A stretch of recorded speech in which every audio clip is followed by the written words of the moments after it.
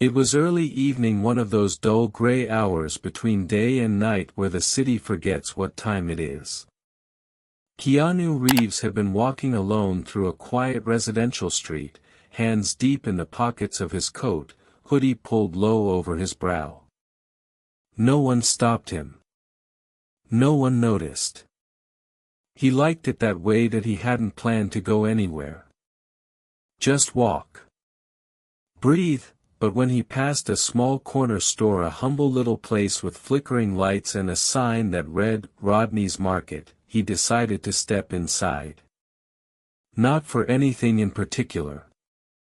Maybe water. Maybe tea.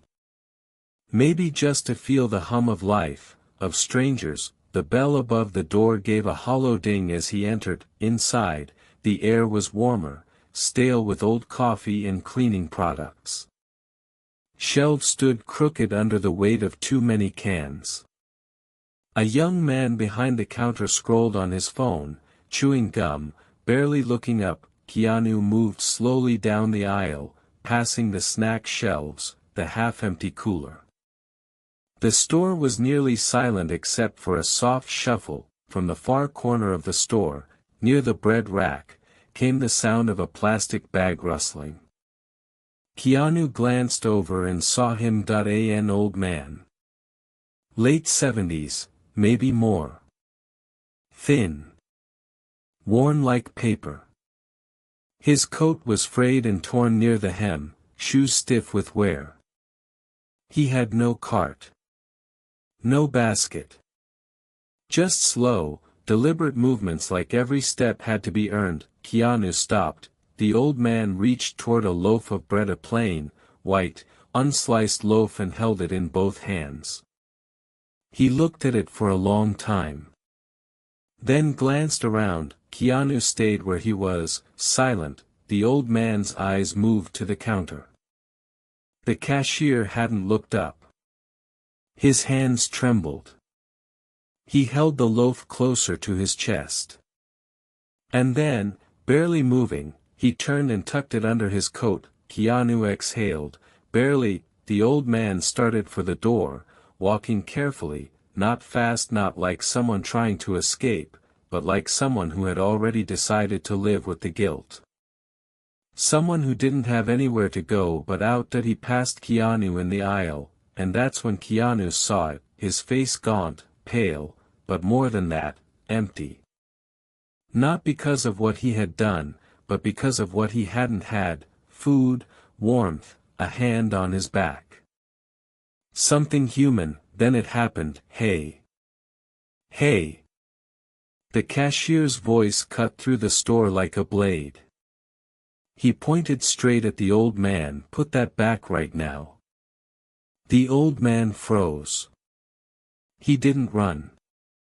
Didn't beg, just turned slowly, and the bread slipped from under his coat and landed on the tile floor with a dull thump. Keanu didn't move. The young man came from behind the counter, furious now, his voice rising, footsteps hard. You think I'm stupid?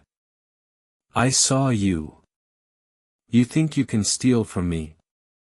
The old man tried to speak but no words came. His mouth opened, then closed. His hands shook. I haven't eaten, he finally whispered. In 4 days. The words barely reached across the store, but they reached Keanu, and that was all it took. That he turned, set down the water bottle he'd been holding, and walked slowly toward them. Between the bread and the fury, that he didn't raise his voice, that he didn't speak yet, that he just stood, between them, between shame, and whatever would come next. The cashier didn't stop when Keanu stepped forward. If anything, the shouting grew louder. You've got to be kidding me, the young man snapped, gesturing wildly. What, you're stepping in now? Is this some kind of social experiment? What are you, his lawyer? Keanu said nothing yet. The old man behind him stared at the ground, lips moving silently, ashamed. Not just of being caught but of being seen. Let me tell you something, buddy, the cashier continued, jabbing a finger toward Keanu's chest. I'm not running a charity. He stole. End of story. Keanu's voice was calm, but firm. He was hungry. I don't care, the cashier barked. I'm not the one who put him in that situation. Not my problem. I'm running a business, not a soup kitchen. Keanu tilted his head slightly. Is that all this place is to you? A place to bark at people who are already broken? You don't know me, the man shot back. You don't know what I deal with in here. I've had enough of lowlifes walking in thinking they can take whatever they want. Keanu's expression didn't change, but his eyes darkened just slightly. He didn't take anything, he said. He didn't even make it to the door. Oh, come on, the cashier scoffed. That's what we're doing now, technicalities. You think that makes it better? I think there's a difference, Keanu said slowly, between someone who steals for power, and someone who reaches for survival. The cashier crossed his arms. You gonna pay for his bread, then? Huh? You gonna pay for every old man who walks in off the street and wants a free meal? Yes, Keanu said, without blinking. The man faltered for half a second. Oh really? Keanu nodded. I'll pay for the bread. And more. I'll pay for what he couldn't ask for. The cashier stepped closer. That's not the point. The point is that he stole. That's the line. We can't start making exceptions or it all falls apart. Rules are rules. Keanu took a breath. His voice remained quiet, but it hit harder now, like something behind it was no longer asking, and when the rules protect your shelves more than they protect your humanity, then it's not a store anymore. It's a cage. The cashier laughed bitterly. Easy for you to say. You've got money. You've got cameras following you around. People would let you burn this place to the ground and still call you a saint. Keanu's jaw tightened. You think this is about me? The cashier sneered. Isn't it? You want to be the hero here. That's why you're standing there, because you need to be seen doing the right thing. But it's still just performing. Keanu finally stepped closer, and his voice dropped, low and even. You think what you saw was performance? You think standing between a starving man and a screaming one is ego? The cashier didn't respond. Keanu's voice sharpened, not loud, but unmistakable. You watched an old man choose shame over asking for help. You saw someone who hasn't eaten in 4 days reach for a loaf of bread and you called the police. The cashier shifted, uncomfortable now. Keanu continued, you talk about rules. I'm talking about need. You talk about business. I'm talking about a man's ribs showing through his coat. You talk about theft, but what he did, that wasn't stealing.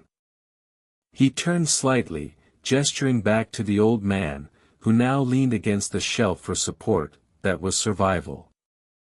And if your shelves are worth more than his body, then the real crime is happening behind the counter. The cashier's face turned red. I'm calling my manager.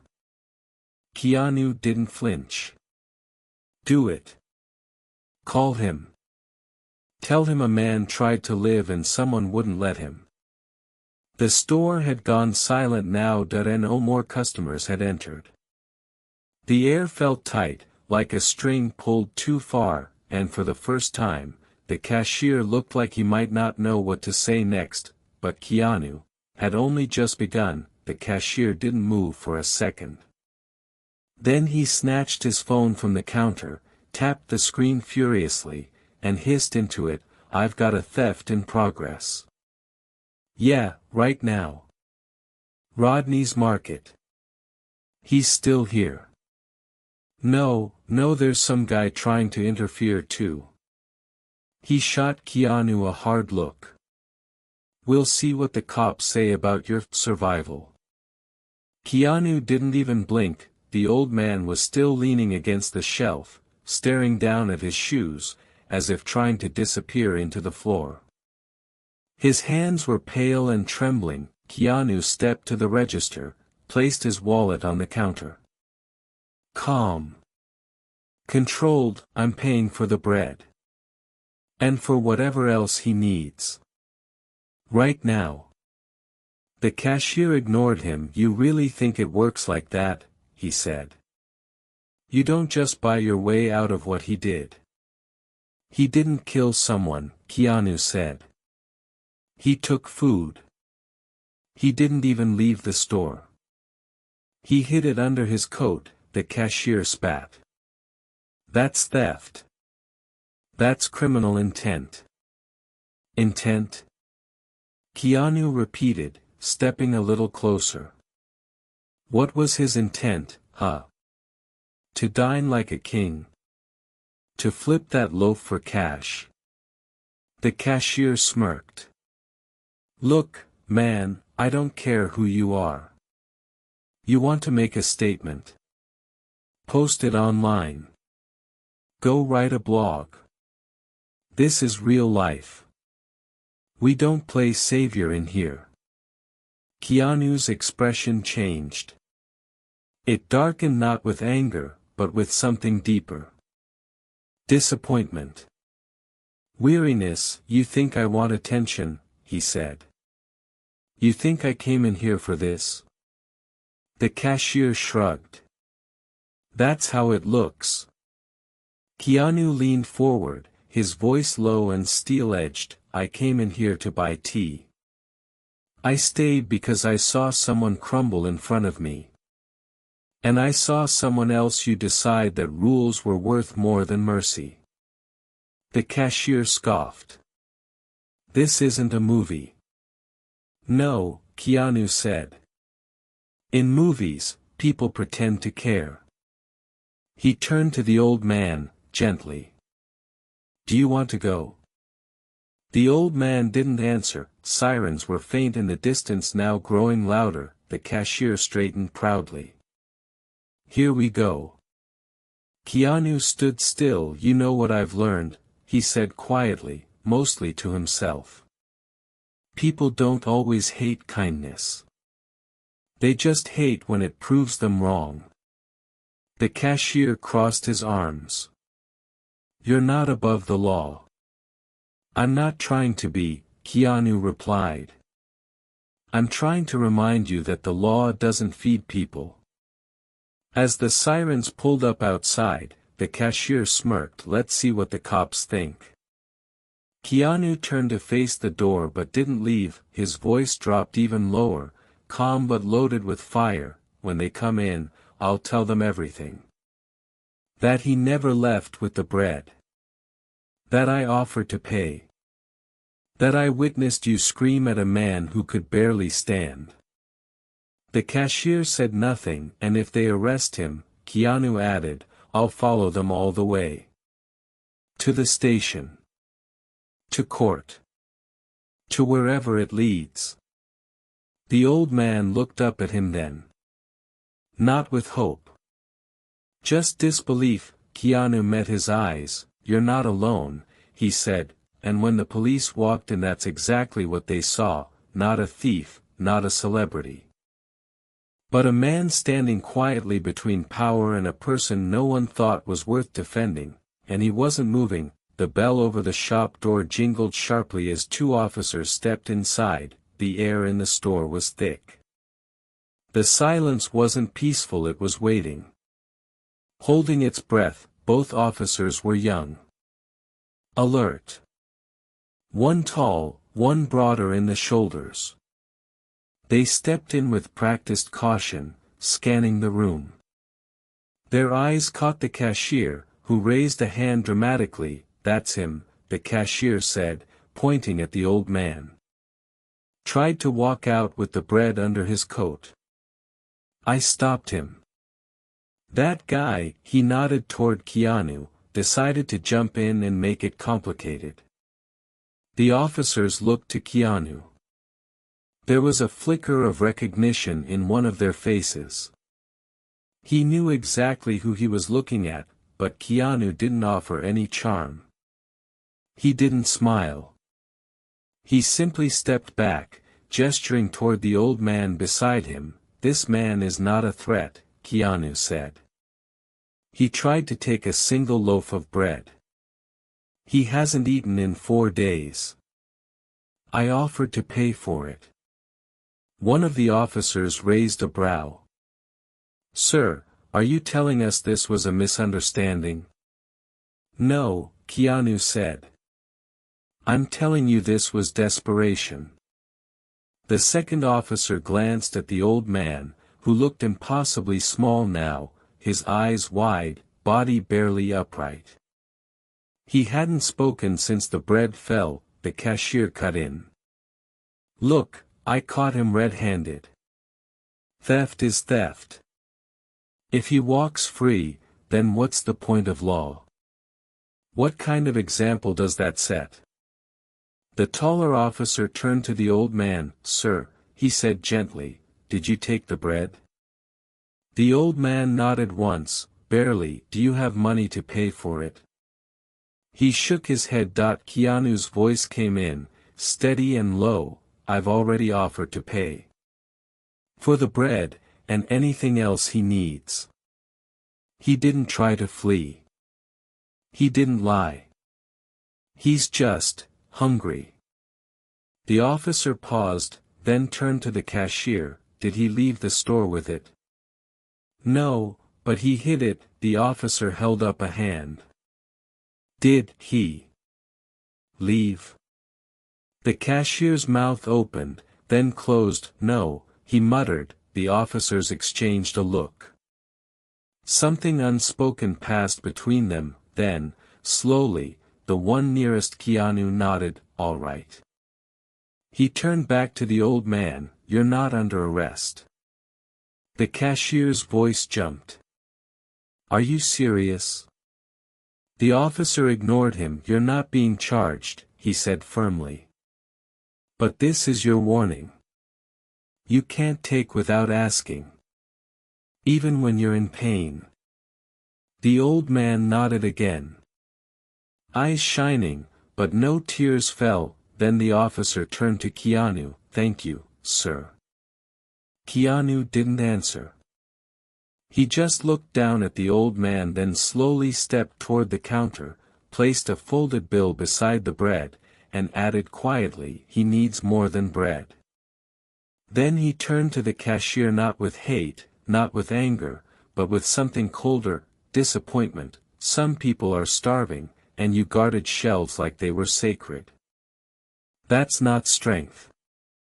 That's fear." The cashier didn't speak, and the officers walked out. Keanu turned to the old man again. "Let's go," he said, and for the first time, the old man moved not as a shadow, but as someone walking beside another, not hidden, not criminal, just a man, finally seen. Outside, the sirens had already faded. The street was cold, quiet, lit by the tired glow of orange street lamps. Keanu held the door open with one hand as the old man stepped through it slowly, clutching the loaf of bread like something fragile, like it might vanish if he blinked. They walked in silence, not far, just around the corner, where the sidewalk widened beneath a row of trees that had long since lost their leaves. Keanu carried a bag now. Not heavy, but full. Cans, fruit, a bottle of water, crackers, a blanket he found near the back of the store. The old man glanced at it. "You didn't have to," he whispered. "I know," Keanu replied. They stopped at a low bench beside a bus stop. The shelter was cracked and rusted, the schedule torn, graffiti scrawled across the glass. It didn't matter. Keanu sat down. The old man hesitated. then joined him. For a long time, neither spoke. Finally, the old man said, "They were going to take me." Keanu nodded. "They didn't." "They should have," the man muttered. "I still took it." "You reached for it," Keanu said. "Because you were hungry." The man stared ahead. "But I did hide it." Keanu turned toward him. "You also let it fall." The old man didn't answer. His hands were calloused, fingernails dark with dirt. He looked like a man who had been forgotten too many times to expect anything different. The kind of man people don't remember unless he's in their way. "What's your name?" Keanu asked softly. The old man cleared his throat. "Derek." Keanu nodded. "Do you have anyone?" A pause. "I had a brother," Derek said. "We used to eat peanut butter from a spoon and laugh about nothing. He died 12 years ago. After that, no." Another pause. "Then, I worked," he said, more to the air than to Keanu. "I had a job. A uniform. Then one day they told me not to come back. Company sold. After that, I got used to having less. Then I got used to having nothing. Then I stopped speaking much." Keanu listened, just listened, not to respond but to hold the weight of someone else's silence that he handed Derek the bag of food. Slowly. With 2 hands. As if giving it the same care as something sacred, Derek looked down at it. That he didn't open it right away. That he just said, "No one has ever stood in front of me like that. Not even when I had a name." "You still have a name," Keanu said. They sat a while longer. Somewhere across the street, a neon sign buzzed above a closed laundromat. Far down the block, the sound of tires on wet asphalt echoed softly. The world had resumed, uncaring, but here something remained suspended. Keanu reached into his pocket and pulled out a small card. Plain. No logo. Just an address written in pen, and a name. A place that offered shelter. Quiet. No cameras. No charity banners. Derek stared at it. "Do I need to apply?" "No," Keanu said. "Just show up. Say your name." Derek's hand trembled slightly as he took it. "Will they ask what I did?" Keanu shook his head. "Only if you want to tell them." For a long time, Derek didn't move. Then he stood. Keanu rose with him, and without a word, the old man reached out and placed one hand on Keanu's shoulder. Not for balance. Not for thanks, just contact, human contact. They didn't say goodbye. Keanu watched him walk away, slowly, but upright, and when he turned the corner and disappeared into the shadowed street, Keanu sat back down on the bench, alone now. That he leaned forward, elbows on knees, eyes closed, not because he was tired, but because sometimes, when the world rushes past, it's important to pause and remember that dignity is not a luxury. It is bread, and some people go years without a single slice of it.